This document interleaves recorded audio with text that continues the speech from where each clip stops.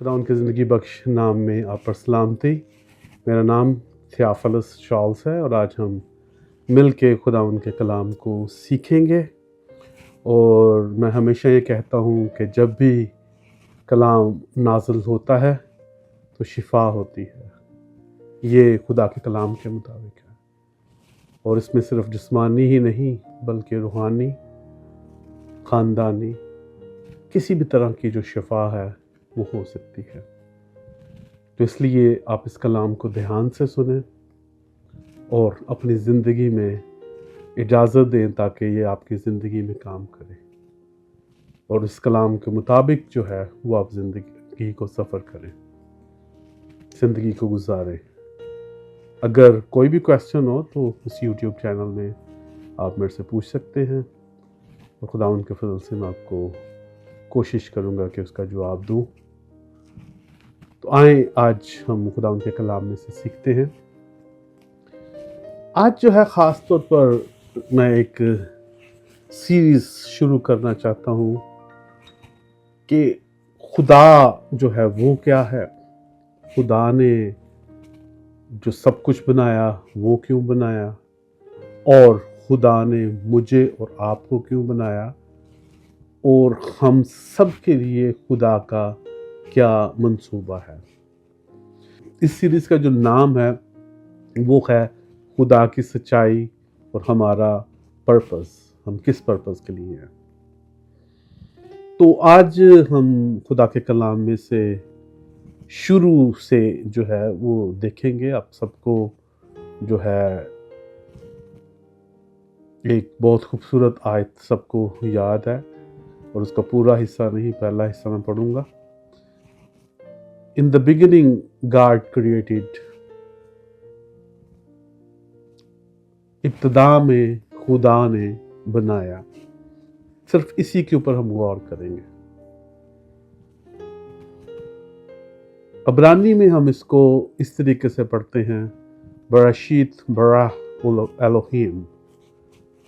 और यहाँ पर जो एक लफ्ज़ जिसके ऊपर आज मैं आपकी तवज्जो दिलाना चाहता हूँ वो है बर्रा। बर्रा जो है वो एक बड़ा उसका वसी मतलब है। इसका जो बाइबल के अंदर ये इस लफ्ज़ का जो मतलब है, या कहीं पे भी अगर आप पढ़ें तो इस लफ्ज़ का मतलब है कि किसी चीज़ को बनाना बगैर किसी और चीज़ के। इसकी मिसाल ऐसे है कि जैसे कि हम कोई तरखान है या कोई सॉफ्टवेयर इंजीनियर है तो वो कोडिंग करके जो है वो बनाता है अपने तमाम प्रोग्राम को। कोडिंग जो है वो पहले से मौजूद होती है, लकड़ी पहले से मौजूद होती है, तरखान उसके ऊपर काम करता है। इसी तरीके से जो है मुख्तलिफ़ चीज़ों को बनाया जाता है कि जो पहले से ही मौजूद होती हैं। कोई मादा, कोई चीज़ पहले से मौजूद होती है, जो लकड़ी हो सकती है, स्टोन हो सकता है, प्रोग्राम हो सकता है, और उसकी मदद से किसी चीज़ को बनाया जाता है। जैसे हम डिजिटल डिज़ाइनिंग करते हैं या हम कॉपी पेंसिल के ऊपर जो है कलर्स के ज़रिए ड्राइंग करते हैं। तो ये सब जो हैं किसी चीज़ की मौजूदगी के साथ आप बना रहे हैं। लेकिन जो बर्रा है उसका मतलब है कि बगैर किसी चीज़ के, बगैर किसी चीज़ की मौजूदगी के सिर्फ कह ही देना कि आसमान बन जा, रोशनी बन जा, ज़मीन बन जाए, पानी अलग हो जाए। तो ये तमाम जो चीज़ें हैं उसके बनाने के लिए जो लफ्ज़ है वो बर्रा है। और बर्रा जो है उसमें कोई भी जो चीज़ है वो पहले से एग्जिस्ट नहीं करती। दूसरा, इसी से जो है एक थियोलॉजी जो है वो बनी। आप सबको पता है कि जो बाइबल है वो सबसे पहले उसकी ओरिजिनल मतन में आई, ओरिजिनल ज़ुबान के अंदर थी, जो अब्रानी, अरामी और नया अहदनामा जो है वो यूनानी में है। और उसके बाद जो है उसका लतीनी के अंदर जो है वो तर्जुमा किया गया और बेशुमार जो थियोलॉजिकल टर्मिनोलॉजीज हैं वो लतीनी की हैं। تو لطینی کے اندر یہ جو تھیالوجی ہے اس کو بولتے ہیں کریٹیو ایکس نہیل. اس کا مطلب ہے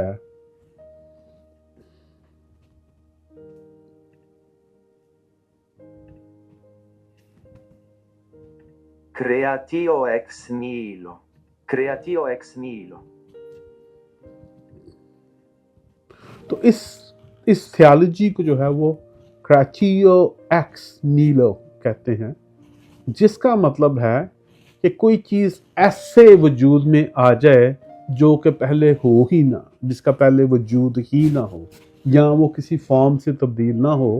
جیسے جو اس کی عام مثال میں آپ کو دیتا ہوں کہ جیسے برف ہے، اس کو ہم پانی میں کنورٹ کر سکتے ہیں، اس کی فزیکل چینج ہے، ٹھیک ہے. اس کو زیادہ گرم کرے تو ابھی بخارات میں کنورٹ ہو جاتی ہے. لیکن جب کوئی چیز بغیر کسی، جیسے کہہ دے کہ پانی بن جائے تو پانی کہیں موجود ہی نہ ہو، ہائیڈروجن اور آکسیجن بھی موجود بھی نہ ہو، تو وہ پانی بن جائے، تو اس چیز کو جو ہے وہ برح کہتے ہیں. تو اس کے لیے جو تھیالوجی یہ بنائی گئی، اس تھیالوجی کا مطلب ہے کہ خدا نے بغیر کسی چیز کے اس کائنات کو بنایا. بے شمار جو ہیں آج سائنٹیفک جو ہے وہ لوگ دعوے کرتے ہیں کہ بگ بینگ تھیوری ہوئی. اس کے علاوہ بھی بے شمار چیزیں جو ہیں وہ ایکسپلین کرتے ہیں، کیونکہ ہم سائنس کی کلاس میں نہیں، ہم بائبل کی کلاس میں ہیں. تو بائبل جو ہے وہ ہمیں یہ سکھاتی ہے کہ خدا نے بغیر کسی چیز کے جو ہے وہ پورے کائنات کو بنایا. اس کے بعد ہم جب اگر پوری کی پوری اس کے بعد ہم تھوڑا سا دیکھیں، آگے چلتے ہیں، تو ہم یہ دیکھتے ہیں کہ جب جینیسس 2 باب کی 7 آیت، پیدائش 2 باب کی 7 آیت، اس کے اندر کیا ہے؟ اور وہاں پہ لکھا اور خداوند خدا نے زمین کی مٹی سے انسان کو بنایا. یہ چیز دھیان سے سنیے گا کہ خدا نے زمین کی مٹی سے انسان کو بنایا اور اس کے نتنوں میں زندگی کا دم پھونکا تو انسان جیتی جان بنا. 2 چیزوں کو آپ نے یاد رکھنا ہے، مٹی سے انسان کو بنانا اور اس کے اندر، اس کے نتنوں کے اندر جو ہے وہ زندگی کا دم پھونکنا. یہاں پر جو بنانے کا لفظ ہے، انسان کو بنانے کا لفظ جو ہے، کیونکہ وہ ایک چیز پہلے سے موجود ہے، اور وہ کیا موجود ہے؟ وہ مٹی موجود ہے. اور اگر مٹی سے بنایا جا رہا ہے تو وہ برح نہیں ہے. اس کے لیے جو عبرانی میں لفظ استعمال ہو رہا ہے یہ وہ ہے یاتزر.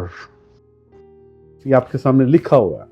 اس کا مطلب کیا ہے؟ اس کا مطلب ہے کہ ایسے کہ جیسے کوئی کلاکار جو ہوتا ہے، جو کہ جیسے کہ کوئی مورت بناتا ہے، یا آپ ایسے کہہ لیں کہ جو کوئی پوٹری بنا رہا ہوتا ہے، جو کوئی مٹی کے جو برتن بنا رہے ہوتے ہیں تو بڑی نفاست کے ساتھ وہ برتنوں کو بناتے ہیں. تو اس کے لیے وہی جو لفظ ہے وہ خدا نے انسان کے لیے جو ہے بنایا، کہ انسان جو ہے وہ خدا کے ہاتھ کی ایک جو ہے وہ کلاکاری ہے، کہ خدا نے اس کو انتہائی خوبصورت بنایا. اس کے بعد ہم دیکھتے ہیں بے شمار اور جگہ کے اوپر کہ خدا نے کچھ بنایا، لیکن وہاں پر خدا نے جو ہے وہ ایک اور لفظ استعمال کیا، اور وہ ہے اشعر. اشعر کا جو مطلب ہے وہ ایک جنرل مطلب ہے کہ جیسے کہ کوئی بھی چیز بنائی جائے. جیسے کہ خدا جب جینیسس کی کتاب کو میں ہم پڑھتے ہیں تو لکھتے ہیں کہ خدا نے آسمان اور زمین کو بنایا اور دیکھا کہ اچھا ہے. اور یہاں پر جو بنایا ہے وہ اشعر ہے. آدم کے لیے بنانے کے لیے جو ہے وہ خاص کاریگری ہے، جیسے کوئی آرٹسٹ بناتا ہے. اور اسی طریقے سے جو سب کچھ جو مادہ بنایا خدا نے، اس کے لیے جو ہے، یا کائنات جس سے بنی ہوئی ہے، مٹی بھی ہے، آگ بھی ہے، ہر ایک چیز جو ہے اس کے اندر موجود ہے، روشنی بھی ہے، تو اس کے لیے جو لفظ ہے وہ برہ ہے. اب آپ یہ دیکھیں کہ پہلے دن جب خدا نے بنایا تو آپ اس کو سن سکتے ہیں. خدا نے ابتدا میں زمین و آسمان کو پیدا کیا، اور زمین ویران اور سنسان تھی، اور گہراؤں کے اوپر اندھیرا تھا، اور خدا کی روح پانی کی سطح پر جنبش کرتی. اور خدا نے کہا کہ روشنی ہو جا، اور روشنی ہو گئی. اور خدا نے دیکھا کہ روشنی اچھی ہے، اور خدا نے روشنی کو تاریکی سے جدا کیا، اور خدا نے روشنی کو تو دن کہا اور تاریکی کو رات، اور شام ہوئی اور صبح ہوئی، سو پہلا دن ہوا۔ تو آپ یہ دیکھ سکتے ہیں یہاں پر کہ کیا ہوا، شام ہوئی اور صبح ہوئی، یعنی پہلا دن۔ اب آپ دوبارہ سنیں۔ اور خدا نے کہا کہ پانیوں کے درمیان فضا ہو، تاکہ پانی پانی سے جدا ہو جائے۔ پس خدا نے فضا کو بنایا، اور فضا کے نیچے کے پانی کو فضا کے اوپر کے پانی سے جدا کیا، اور ایسا ہی ہوا۔ اور خدا نے فضا کو آسمان کہا، اور شام ہوئی اور صبح ہوئی، سو دوسرا دن ہوا۔ یہاں پر آپ دیکھیں کہ کیا ہے، یہاں پر دوبارہ شام ہوئی، صبح ہوئی اور دوسرا دن۔ اب اگلے دن کو ہم دیکھتے ہیں۔ اور خدا نے کہا کہ آسمان کے نیچے کا پانی ایک جگہ جمع ہو کہ خشکی نظر آئے، اور ایسا ہی ہوا۔ اور خدا نے خشکی کو زمین کہا، اور جو پانی جمع ہو گیا تھا اس کو سمندر، اور خدا نے دیکھا کہ اچھا ہے۔ اور خدا نے کہا کہ زمین گھاس اور بیجدار بوٹیوں کو اور پھلدار درختوں کو جو اپنی اپنی جنس کے موافق پھلیں اور جو زمین پر اپنے آپ ہی میں بیج رکھیں اگائے، اور ایسا ہی ہوا۔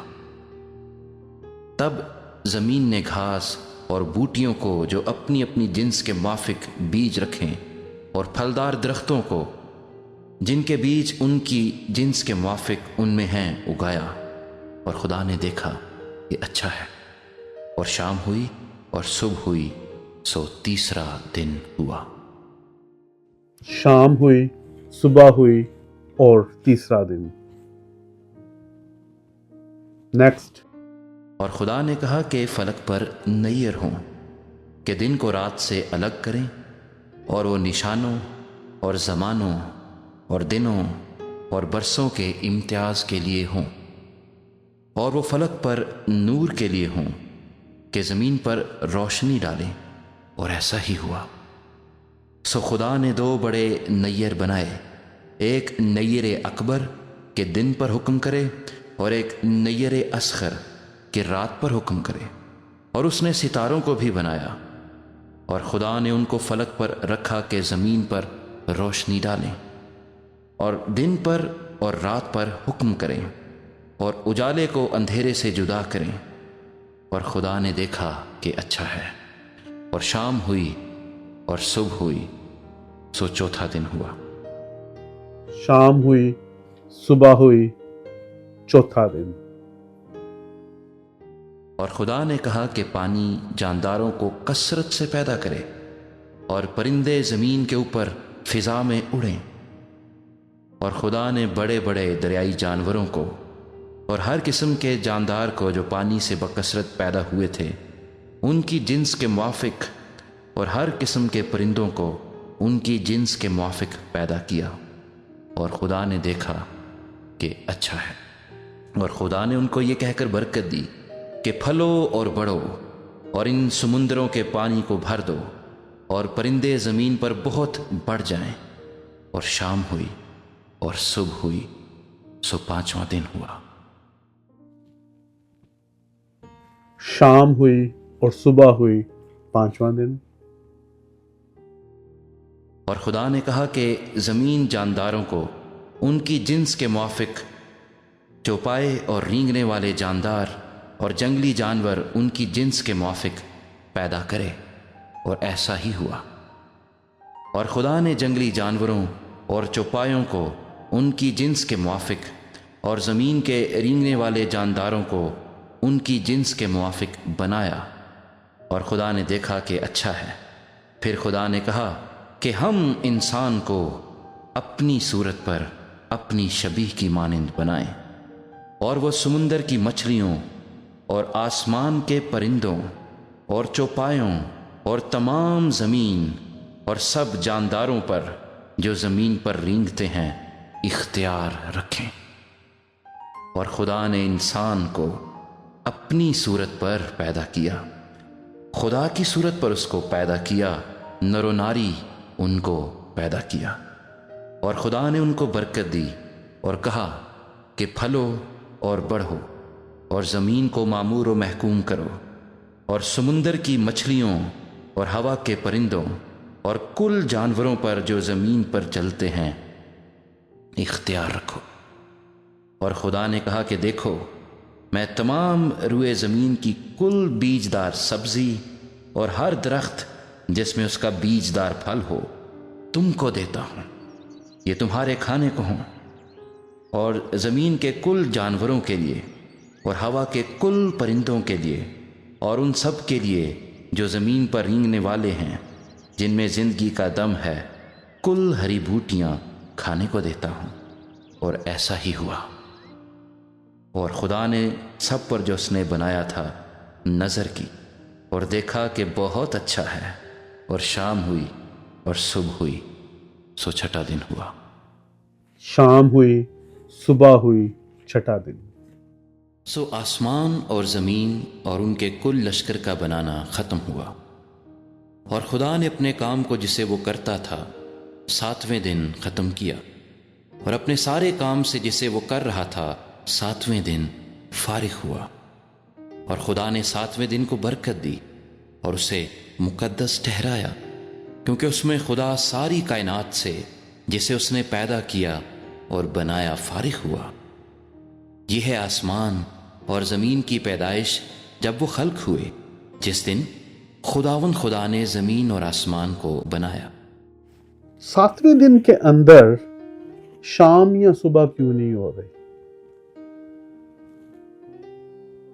اس دن کو کلوز نہیں کیا گیا۔ اس کو ہم بڑی تفصیل سے دیکھیں گے اور اس کو سمجھنا جو ہے وہ انتہائی ضروری ہے، انتہائی ضروری ہے۔ کلام کا اگلا حصہ آپ آنے والی قسط میں سیکھ سکتے ہیں۔ اگر آپ کو اس کلام سے برکت ملی اور کچھ سیکھنے کو ملا تو آپ اس پیغام کو شیئر کر کے دوسروں کو بھی سکھا سکتے ہیں۔ ہمارے یوٹیوب چینل کو سبسکرائب کرنا نہ بھولیے گا۔ خداوند آپ کو بہت بہت برکت دے۔ آمین۔